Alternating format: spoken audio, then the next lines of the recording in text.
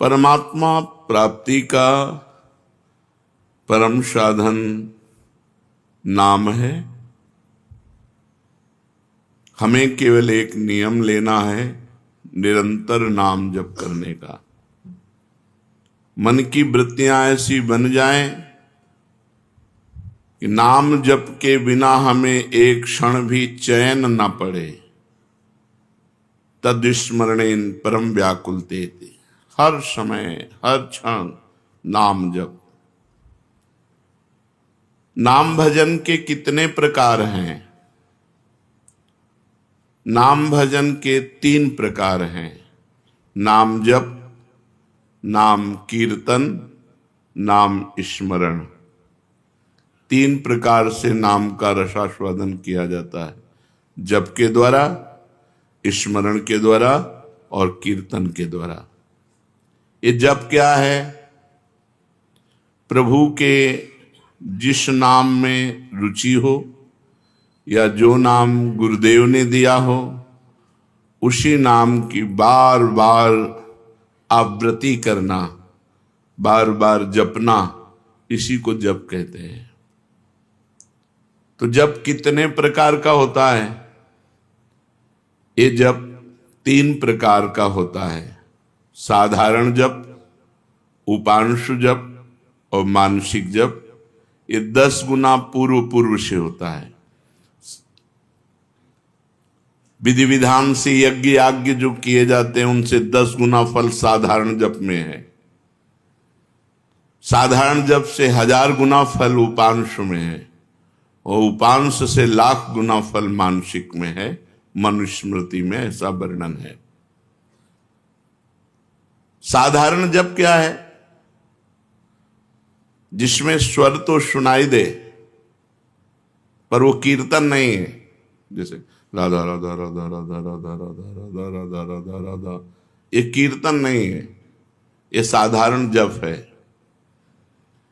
इसे साधारण जप कहते हैं, जिसमें शब्द बाहर सुनाई दे।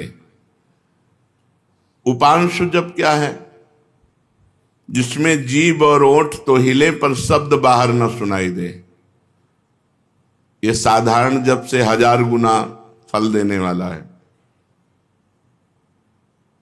ओठ बंद है, अंदर जीभ हिल रही, नाम या मंत्र चल रहा है। मंत्र उपांश से शुरू होता है। मंत्र 2 ही प्रकार जपा जाता है, उपांश और मानसिक। नाम 3 प्रकार से जप होता है। साधारण जिसे वाचिक कहते हैं, फिर उपांश और मानसिक। साधारण जप से उपांश 1000 गुना श्रेष्ठ है। वो जिह्वा चलती है, ओठ बंद रहते हैं, शब्द बाहर नहीं सुनाई देता। मानसिक जप, जिसमें जीभ भी न हिले और न ओठ हिले, केवल मन से मंत्र का जप करना। जैसे ऐसे शांत बैठे, कोई हरकत बाहर नहीं दिखाई दे रही और अंदर मंत्र चल रहा है, नाम जप चल रहा है। इसे मानस जप कहते हैं। सुना है श्वास के द्वारा नाम जप करने से जल्दी लाभ प्राप्त होता है। हाँ, श्वासा श्वासा नाम जपे दुविधा रहा न कोई। कोई भी श्वास खाली न जाए, उसमें नाम जप करे तो दुविधा अर्थात भगवत प्राप्ति में कोई संशय नहीं। प्रत्येक श्वास की गति की ओर लक्ष्य रखो। हर श्वास के आने जाने में श्वास के साथ नाम उच्चारण करो। अगर ऐसा नहीं बनता तो उपांशु के साथ श्वास जोड़ो, जिह्वा हिलाओ, नाम या मंत्र जप करो ओठ बंद करके और श्वास के साथ। आरंभ में माला काउंटर जो आपको सुविधा पड़े वो ले लो, और श्वास श्वास कई कई नाम, कई कई मंत्र ऊपर खींचने पर, छोड़ने पर श्वास प्रश्वास में जप करें। धीरे धीरे मन लगने लगता है, क्योंकि बिना मन के छूट जाएगा श्वास। श्वास की गणना छूट जाएगी। हर श्वास में नाम जप करना है। स्मरण क्या है? स्मरण युक्त जप किसे कहते हैं? स्मरण केवल मन की वृत्ति से होता है। जिस जप में नाम लिखा जाता है, नाम साक्षात दिखाई देता है, सुनाई देता है, उसे स्मरण कहते हैं। पूरी स्मृति में नाम या मंत्र विराजमान है, आप उसी में डूब कर जप कर रहे हैं, ये केवल मानसिक होता है। ये न वाचिक होता है न उपांश होता है, ये होता ही मानसिक है। इसीलिए प्रायः इस पर ज्यादा देर साधक टिक नहीं पाते।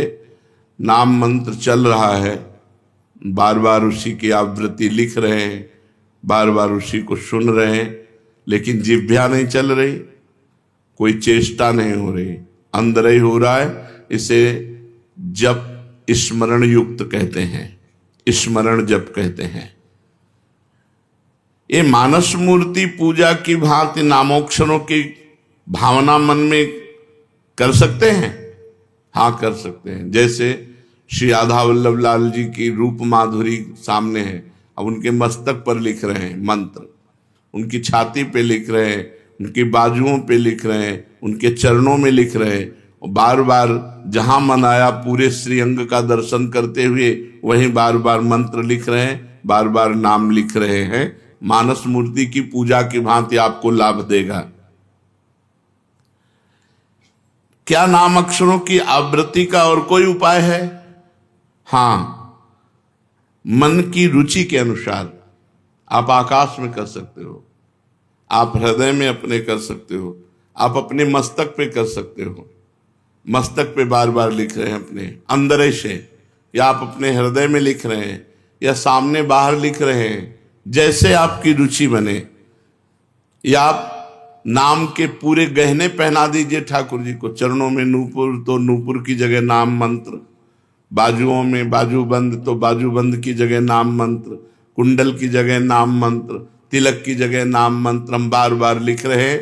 ऐसे जैसे भी बने, अंदर से लिखते हुए नाम का स्मरण करना बहुत जोर का लाभ प्रदान करता है। तो नाम जप, नाम स्मरण, नाम कीर्तन। नाम कीर्तन में गगन भेदेश्वर होना चाहिए। उच्च स्वर स्तंभद सर्वदैव, ऊंचे स्वर से कीर्तन होना चाहिए। जितना उच्च स्वर से होगा उतना ही कीर्तन लाभ देगा। कीर्तन कितने प्रकार के होते हैं? अकेले भी ताली बजाते हुए भगवान नाम कीर्तन होता है। आर्त भाव से अकेले पुकारते हुए ताली बजा रहे भगवान के नाम का कीर्तन, या कई लोग मिलकर के भगवान नाम कीर्तन कर रहे हैं, भगवान का गुण कीर्तन कर रहे हैं। मृदंग है, मंजीर है, ढफ आदि वाद्य बजाते हुए कई लोग मिलकर भगवान के नाम का कीर्तन, गुण कीर्तन।